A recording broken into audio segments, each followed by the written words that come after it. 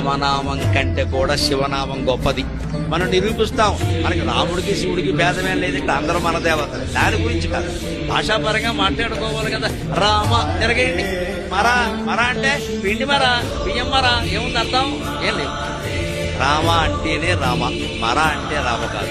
కానీ ఏమంటారు మామూలుగా మరా మరా మరా అన్నా కూడా రామరామ అవుతుంది కదా. అవుతుంది, కానీ మరకు అర్థం ఉందా? కానీ రామనామం కంటే కూడా శివనామం గొప్పది. ఎందుకు తెలిస్తే శివ తిరగే. వశి, వశి అంటే శివ అంటే కూడా గొప్ప.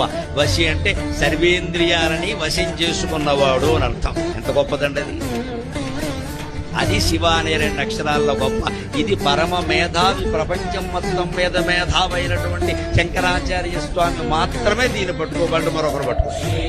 ఇది చెప్పింది ఆయన ఒకడే, ఇంకెవడు చెప్పలేదు. యావత్ సంస్కృతానికి శివనామాన్ని తిరగేయండి మీకు శక్తి ఉంటే అన్నది.